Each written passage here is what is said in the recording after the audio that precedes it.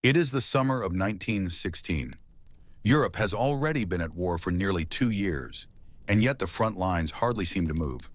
Across France and Belgium, trenches stretch like scars across the land, mile after mile of barbed wire, mud, and shattered earth. Soldiers live in these ditches, waiting, hoping, fearing. Each day feels endless, and yet the months pass with little change.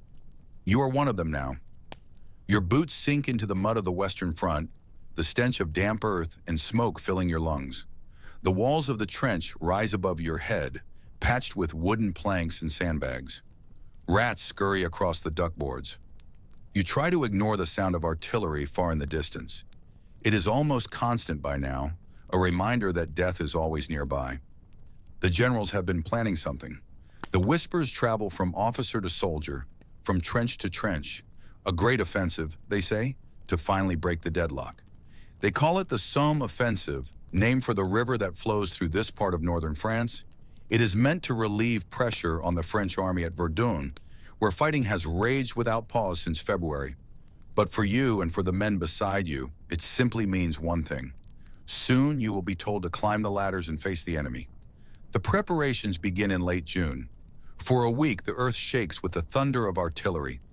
Over 1 million shells are fired into the German lines, more than anyone has ever seen before. You hear it day and night, the guns never stopping. The commanders promise that nothing could survive such a bombardment.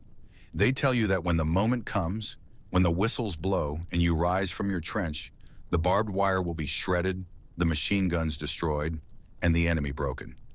You try to believe them. You have to believe them. On the night of June 30th, you write a letter home. Your hands are cold and trembling, but you force the words onto the paper. You tell your mother that you are well, that you are ready, that she should not worry. You do not write about your fear, nor about the faces of the men around you. Pale in the candlelight, each silently lost in his own thoughts. Dawn breaks on July 1st, 1916. The sky is a pale gray, the air heavy with mist. You grip your rifle tightly. The whistle shrieks, sharp and piercing. Ladders are raised, you climb. The world outside is chaos. Mud churned by weeks of shelling, craters deep enough to swallow a horse, smoke drifting in the morning light. You step into no man's land, and suddenly you understand the truth. The barbed wire is still there. The German trenches are intact, and the machine guns are waiting. The sound is deafening. Gunfire tears through the air, cutting men down all around you. You try to move forward, but the bodies fall so quickly that the ground itself seems to collapse beneath you. The man beside you is hit, then another, and another. Some scream, some are silent. You stumble forward through mud that clings to your legs, past craters filled with water and blood. By the end of this single day, nearly 60,000 British soldiers will become casualties. 20,000 of them will die before the sun sets. It is the bloodiest day in the history of the British Army, and yet the battle has only just begun. In the days that follow, life becomes a rhythm of terror and endurance.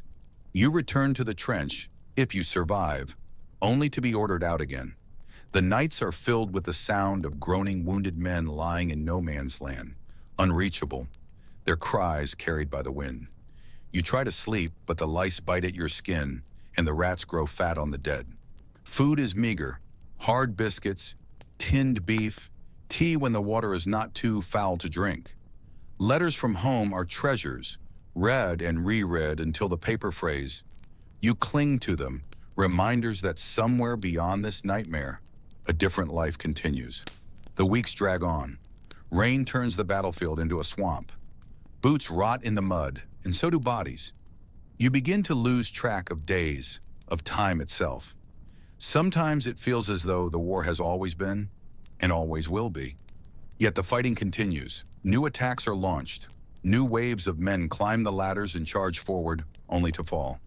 The ground gained is measured in yards, not miles, each advance paid for with thousands of lives. Still, the orders come. Still, the soldiers obey. In September, a new weapon appears on the battlefield. You hear the rumble before you see it, a strange iron beast crawling over the ground. It is called a tank, the first of its kind. The men watch with awe and disbelief as these machines lumber forward, crushing wire and crossing trenches. But they are slow, unreliable, and few in number. They break down, catch fire, or are destroyed by artillery. The tanks are powerful, but not enough to change the course of the battle.